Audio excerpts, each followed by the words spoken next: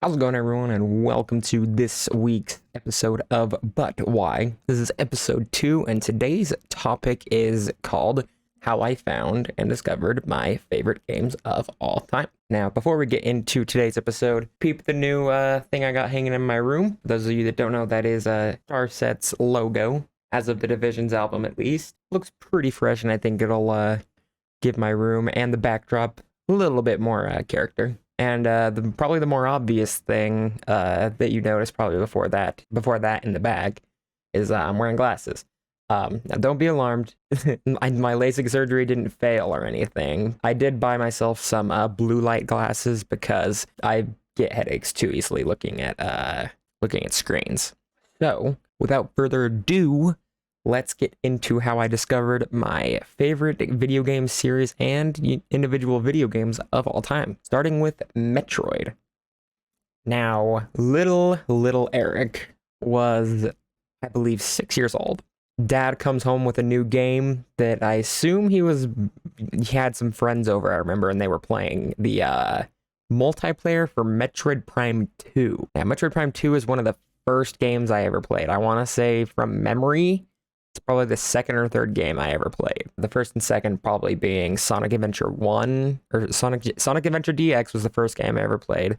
And then the second one is probably like Super Mario Sunshine, I believe. But my dad brings home Metroid Prime 2. And I remember kind of being scared of the game because, Metroid's a bit of an eerie game, especially for like a 6-year-old. I would play the game. I never finished the campaign, and to this day I still haven't finished the campaign.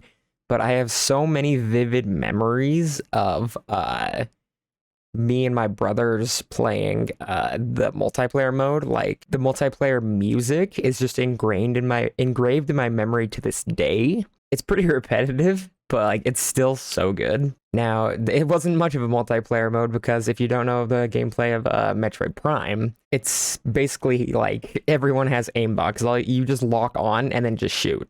That's all it is. So doing that to another player is just lock on, shoot, lock on, shoot. So I'm a bit of a fake fan because ultimately I haven't played that many Metroid games. I've played Metroid Prime 1, Metroid Prime 2. I've only ever played. I haven't finished Metroid Prime 1 or 2, even though I do have a hard copy for the Metroid Prime remaster that came out in February, and I still haven't even peeled the plastic off it yet. But even though I do intend actually playing it, I'm a bit of a fake fan because I've never finished Metroid Prime 1. I've never finished Metroid Prime 2. I have finished Metroid Prime 3, which I absolutely love that game. Metroid Prime 3 is an absolute banger of a game. Like the story in Rundus, if you remember in my most wanted characters for Smash video, Rundus was up on the top. I think Rundus as a character is so cool. I think all the hunters in that game are severely overshadowed, and they're all just really cool. And I just hate that spoilers for the next 10 seconds while I talk about this. I think they're wasted potential that they just killed off every single one of them in that game that they debuted in. Okay, spoilers are gone. After Metroid Prime 3, I believe the only Metroid game I finished is Dread that came out a couple of years ago. And that game was super good. I think Ravenbeak as a character is super cool. And I wouldn't be surprised if they added him to Smash because I honestly think he would make probably a better addition than Rundus, even though I probably like Rundus as a character better. But I haven't played Zero Mission. I haven't played Fusion. I haven't played Super Metroid. I haven't played Return of Samus. I haven't played any the big ones that people really love, even though people love the Prime games. But yeah, I'm kind of a fake fan because I've only actually ever played 4 Metroid games. I eventually want to play them all, but not all of them are exactly accessible, I believe. I know Fusion and I think Zero Mission are accessible, but I'm not sure how accessible Return of Samus is. I think that's what it's called, at least the second one. But no, I'm hyped for Metroid Prime 4. They announced that game when I was 17. I'm 23 now, almost 23 in July. That was 6 years ago. I was at that time getting my driver's license. I've now had a job, got promoted, bought a new car, moved out, and I did all of that in the time it's taken them to even announce a smidge of this game. That's how like ridiculous that like how long ago that game was announced. They announced it way too early. It's getting to the level of Cyberpunk. So I believe that game was announced 11 years before they I guess started teasing some stuff. I don't know if they started teasing stuff from Cyberpunk or if like they announced stuff gradually, but I know they announced the game with that trailer in 2011 and then just released the game like last year. Leading into our next category of Super Smash Brothers. You guys know about this one a lot because I've made a couple of videos on my channel. How I got into that game was, I remember it's one of the earliest games I played as well. I had cousins that had Melee. And this is just like a very like snippet memory where I just remember playing it like at my cousin's house for just a little bit. And I just remember thinking it was a cool game. And it wasn't until a couple of years later when Brawl came out that my brother and me like begged my parents to get it for the Wii. So they got it for the Wii. And I've told this story a couple times. Me and my brother played that game every day for an entire summer, and we just played and played. I played Samus, he played Link at the time. We weren't very good. We played with items, we played with Final Smashes. You know, Brawl was just a jank game overall. We never got into it like super competitively. We eventually did turn off items and played on flat stages for the most part. Then we fast forward, I want to say like 5 years, and I was 16, I believe, at the time. Smash 4 had been out for a while. We finally got, I am a character loyalist, so I still played Samus. He tried to play Link. No, he still did play Link, I think, in Smash 4. We then got a bit more serious about, like, you know, playing the game a bit more competitively. I still played Samus, he played Link.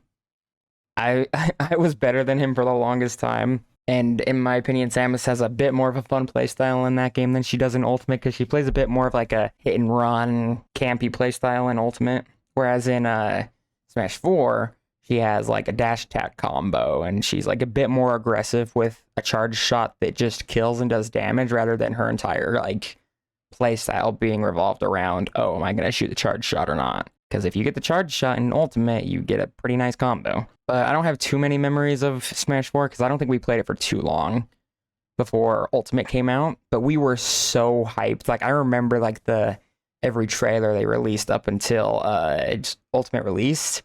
Like, I remember watching the Ridley trailer for the first time, and my heart was just beating out of my chest. I remember when K-Rool came out, I didn't know who he was before Smash.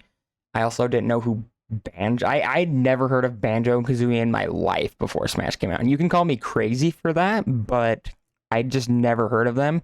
My parents didn't have an Xbox growing up, so I just never even like had a chance to play Banjo-Kazooie. So I had no idea who Banjo was. I knew a lot of people wanted this character named Banjo, but I hadn't heard of him before he was like even like considered for Smash. In this game, I try to main Samus. At this point, I would not call myself a Samus main in this game. I would say she's like the third character I play, because the two characters I play are Roy and Terry. Roy main probably with a Terry secondary. They're both just really fun rushdown characters that have explosive kill power and really fun combos to do. And they're just cool characters in general as well, with like Terry being from Fatal Fury and Roy being from Fire Emblem. They're just cool. They're just cool characters, and I just like their playstyles. I don't think I have too much more to say about Smash Bros. Other than it's probably one of the games I'm better at, like competitively. Like if I ever played a game competitively, that would probably be one I'd consider and actually think I had like a shot in. Because I play people from my work, I've played my friends, and I tend to stand out because everyone has trouble beating me. Like even now, with me and my brother playing every day, well, not every day, playing consistently ever since Brawl in 2011. He's finally caught up to me in skill, and I would say now he beats me more than I beat him, but that's because he plays one character, and that's Zero Suit Samus. He abandoned Link in this game, and now he just plays Zero Suit. He plays the one character and is like trying to perfect his playstyle with her, whereas I like to kind of switch it up. I played Samus, I play Roy, and I play Terry. I just like to switch things up. because I get kind of bored playing one character. Like I can't play a character for too long without wanting to switch.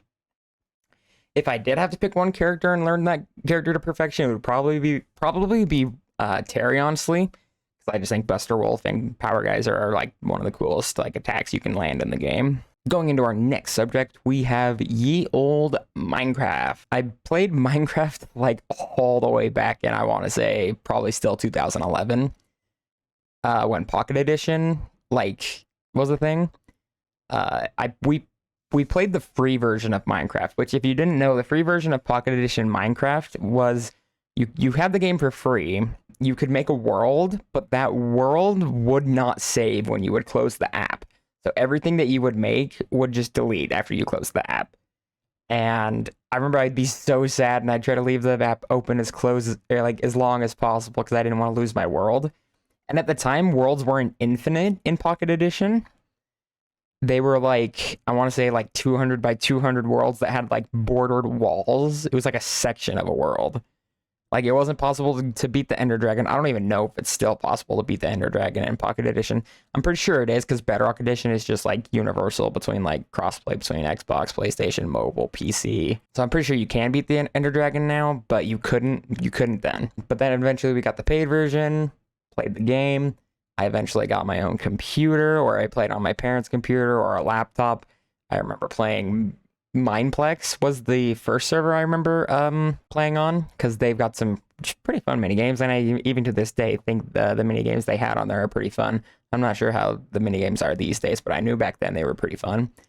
But then everyone bandwagoned to Hypixel eventually. Even now, it outshines Mineplex in my opinion. I remember playing tons of Sky Wars. That's probably like what I remember playing the most in Minecraft was Sky Wars.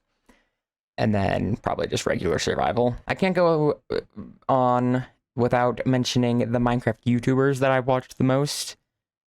The Minecraft YouTuber I watched the most was probably Bajan Canadian, which his channel is just dead now, by the way. If you go look at his channel, I think his videos are still there, but he is rapidly losing subscribers. Like he was like the second most subscribed one for the longest time. And then for whatever reason, he just lost passion. People stopped watching him. He stopped trying. And he's just pretty much a dead YouTuber now. And then the second person I probably watched a lot of Sunday. I watched a lot of Sky Does Minecraft. And I watched pretty much everyone from the pack.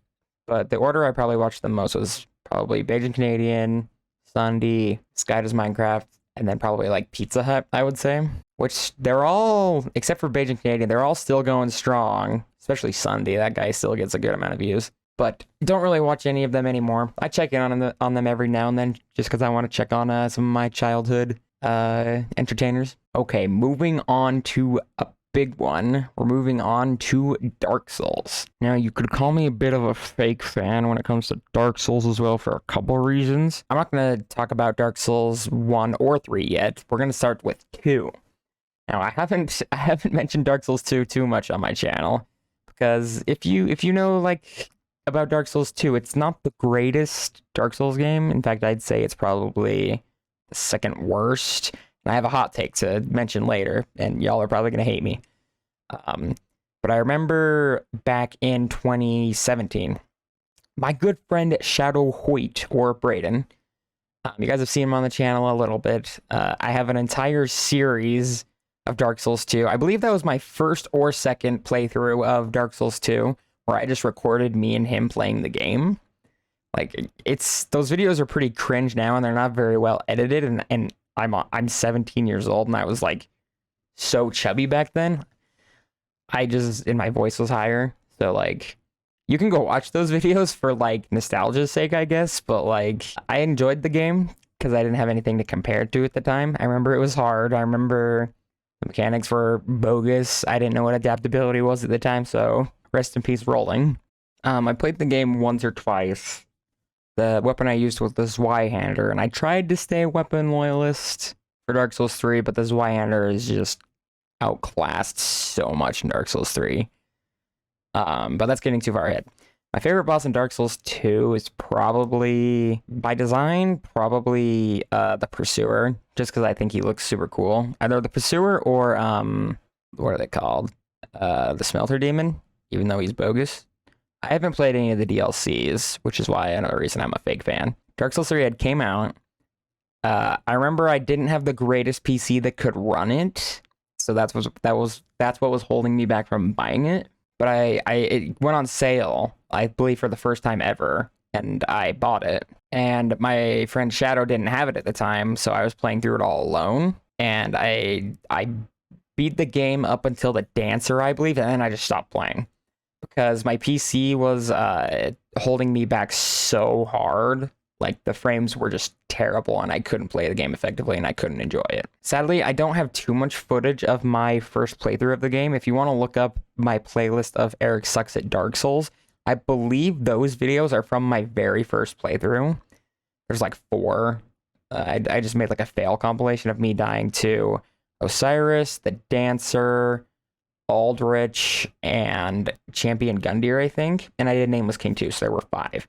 There were 5 videos I made from my first Dark Souls 3 playthrough, but none of them, I believe, have commentary. They're just like fail-tages. But I remember finishing the game a couple months later when I believe I got a performance boost in my PC. And then I remember the Ashes Variandel came out. I do have a live stream of me attempting to beat Freda. So that's from my first playthrough of Freda. And then I have my entire like reaction and uncut gameplay of playing through the Ringed City for the first time. So I'm glad I did that. And I kind of wish I did the same thing with Elden Ring, but for whatever reason, up until the game's release, I think I'm going to stream it. I'm going to record it. I'm going to make videos of it. But then the game comes out and I don't want to do anything but just play the game and not have to worry about commentary. So I have my first stream of playing Elden Ring and then nothing after that except for the Melania video I came out with a couple weeks ago. Which, go watch that video, by the way. I'm super proud of that video. But we're not talking about Elden Ring here. It's just a subtopic to the Dark Souls category. I suppose we can talk about it, because we're going to talk about Bloodborne, Sekiro, and eventually Elden Ring as well. Because it all falls into, like, the Soulsborne, Elden Ring, Ekiro, you know. But then we went on a huge drought of, like, a year and a half, 2 years without a FromSoft game. And then the amazing game of Sekiro Shadows Die Twice came out. And that game is a fudging masterpiece. It took me so long to get a hold of the mechanics. Like, the first playthrough was the absolute most difficult, because you're trying to play Sekiro like it's a Dark Souls game, when in reality it is so different because of the parries and deflects and the way you avoid damage in that game. It's not from rolling, it's from deflecting. And it is one of the most innovative combat systems in a game ever. Jedi, the one with Cal Kestis, I forget what it's called. I know the new one's called Jedi Survivor, but I can't remember what the first one's called. Fallen Order, I think. Is that what it's called? Fallen Order? It literally has pretty much the same mechanic. And it came out not too much longer after Sekiro, I think. My favorite boss in that game is either Ishin or Genichiro. I remember the hardest boss in the game for me was probably... The one that came to mind first was the Demon of Hatred. And then the Duo Headless Ape. I want to say the boss that, like, took me the longest to beat was honestly the Chained Ogre, the first roadblock of the game. Because I remember... I played the game up to him, I kept dying to him, and I just like put the game down and didn't want to play it anymore. But then the next time I got on, I was able to beat him. But yeah, no, the learning curve in that game is pretty big. But once you get to learn it, it is an amazing, fantastic game. I just realized I skipped the game. I played freaking Bloodborne. Freaking phenomenal game from Soft. Make Bloodborne 2. Don't you want my money? I will pay. I will. Give me... Bloodborne 2, please. Bloodborne 2. People don't think Bloodborne 2 needs to happen, but I personally think it doesn't need to happen, but I will definitely take a Bloodborne 2. Story-wise, people don't think people need a Bloodborne 2, but I want a similar game of gameplay and, like, style-wise, because, like, the Gothic and, like, the Gothic architecture with, like, the armors in that game is so cool, and the idea of guns and trick weapons is just so original and so good with the soundtrack. Bloodborne is such an amazing game. My favorite weapon in that game is the Beast Cutter. My favorite boss is probably Ludwig, just because it's freaking Ludwig. You're not going to argue that Ludwig isn't the best boss in that game. I mean, you could argue, because Lady Maria, Gehrman, Orphan of Kos are pretty amazing bosses. I ain't going to deny it, but Ludwig, tier of his own. Tier of his own. And then Elden Ring. I've been playing a ton of Elden Ring lately, actually. I think I've decided that officially my favorite boss in that game is Godric. He's cool. He's a guy with an axe. He's strong. He's big, and he just looks like he deserves to kick my butt. And like, I'm still developing my feelings on it, kind of, but he's definitely just like one of the coolest design bosses in the game. And then Radagon is also up there as being one of the coolest. And I've only beat Melania once, and I want to bang my head up against a wall because I'm still trying to figure out how to dodge a water flow dance or whatever it's called. But I'm still playing Elden Ring a ton, so enjoy the game. It's a lot like it's basically big Dark Souls 3. People weren't joking when they said that. The way they made the characters like feel cool with like the weapon arts and the armors and like the spells make you just feel so cool in Elden Ring. Like I'm so happy they decided to do what they did with the animations in that game, because it is phenomenal. Definitely deserved Game of the Year. Okay, I'm gonna speed up the next couple categories because I don't want this week's episode going on too long. Next up, we got Dead by Daylight. Now, this is probably the series I've uploaded the most on this channel, I would say by now, I think at least. Little Eric, well, not Little Eric, but Eric back in 2017 knew about this game called Dead by Daylight from this YouTuber called Hybrid Panda. I watched him for a good, like, I want to say 3 months before even playing the game. Like, I didn't have access to a computer at the time of what was going on in my life, I believe. But I eventually got it. I knew a bit about the game because I watched a ton of Hybrid Panda, and eventually I watched Noob 3 as well. So I knew a lot about the game before even playing it. I played it. Took me forever to get good at it, but I eventually did. And even to this day, I'm trying to keep up with having all Survivor perks on Fang, and I do, as of right now, have all Survivor perks on Fang. I don't have too many stories to tell about Dead by Daylight, because honestly, whenever I play Dead by Daylight, you guys have been there along the way, so you can just see all the experiences I've had with the game on my channel. I have a second channel that has Dead by Daylight content on it, but I don't really upload to it anymore because I figured, why not just put it all on the same channel? I don't think it matters too much. But Fangmin is my favorite Survivor. I'm a Survivor loyalist when it comes to playing Survivor, because I don't see a point in playing other Survivors when you have this one Survivor that you kind of have like this connection with, unless they give me a really good character that I think I can move on from Fang, even though I don't think it's going to happen.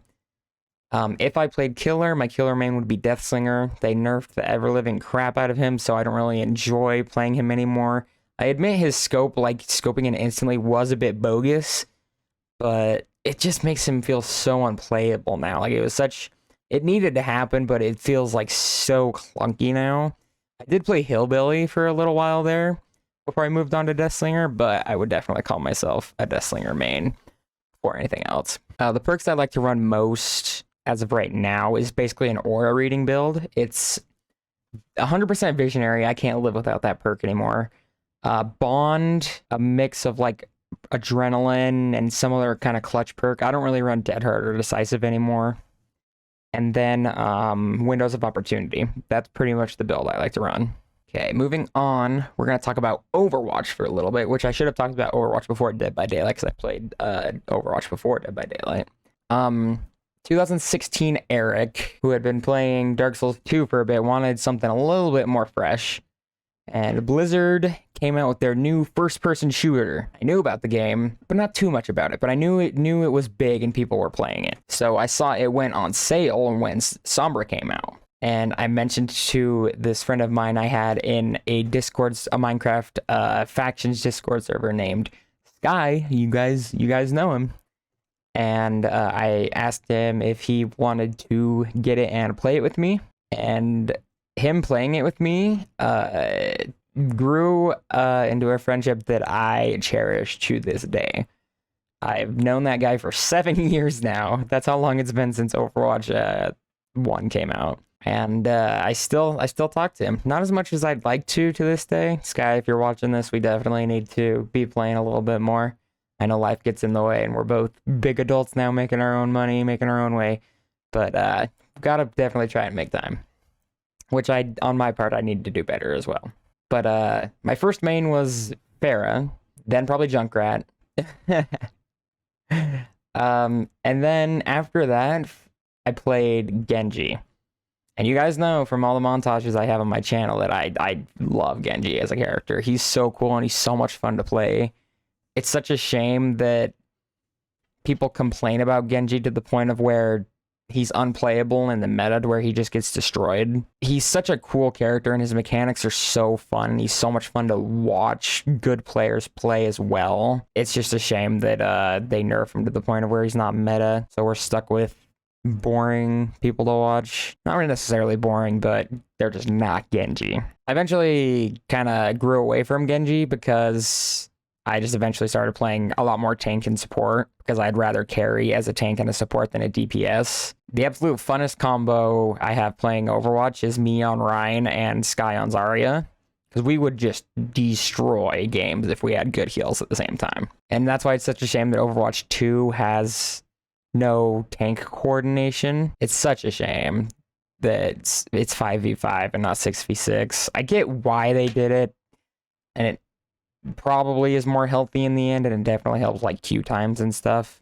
But it's so different, and it's all tanks now are essentially just a superpowered DPS. I could make a whole episode talking about Overwatch, but we're gonna probably stop there, and I'm just gonna end of this category with saying go check out my WoW Alone Friends series, because that's definitely where the funnest moments from me and my friends playing Overwatch are at. I don't really play much Overwatch anymore. I played season 1 of 2 of Overwatch 2, but I have not touched the game since the end of season 2. I'm excited for when the PvE eventually comes out, because I definitely will play that. And moving into our last category of the day, I'm not going to say too much about, but it is definitely worth mentioning because it is my most, according to Steam, my most played game in terms of hours, which is Monster Hunter World. And I have just under 1,000 hours played in that game. It's such a cool game. Like, the grinding aspect of it can be tedious, but it is so worth it in the end. I have such an overpowered switch axe build right now. I have a mod for the game that lets me see how much damage I'm doing to a monster, and it compares you to, I can see how much damage my teammates are doing in the hunt as well. I'm usually doing 40 to 50% of the monster's health by the end of the hunt. And it's crazy. That's how insane my build is. I'll try and put a list here of what my build looks like, and hopefully my gear as well. If I'm not too lazy in editing, that's definitely a possibility. But my favorite monster in that game is probably, I want to say Nargacuga, just because I think the design of Nargacuga is so freaking cool. He's a bat mixed with something. He's like a giant, like, just like beast bat. He's cool. But I remember when me and Skye beat, oh yeah, I should talk about the reason I got the game in the first place is because it was a recommendation from Skye, kind of like what I did with him with recommending he should get Overwatch. He recommended I should get Monster Hunter World, and we played it.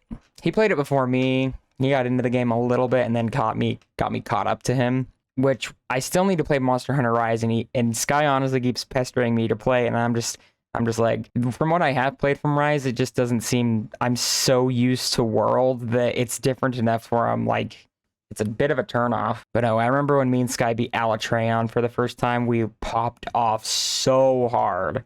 Like, me and Skye had an easier time beating Fatalis than we did Alatreon. Alatreon, for whatever reason, gave us the worst time. And we also popped off for Fatalis. But Fatalis gear is broken. But I don't think I have too much to say about what I've talked about today. I love every single one of these series, and I cherish every single one of them. Honorable mention is Sonic DX, because it was the first game I ever played. Soundtrack in that game is amazing.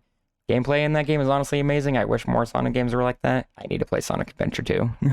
That's going to do it for this week's episode of But Why. If you have any more suggestions on how I can make this little podcast series a bit better, feel free to drop me a comment. Let me know how I'm doing, as in talking to myself, because I am here all alone. If you have any ideas of what you think I should be talking about, let me know. I decided to take a little bit of a break from music this week, even though we definitely will be talking about more music in the future. But like I said, give me some ideas, and I'll see you guys next week. Bye-bye.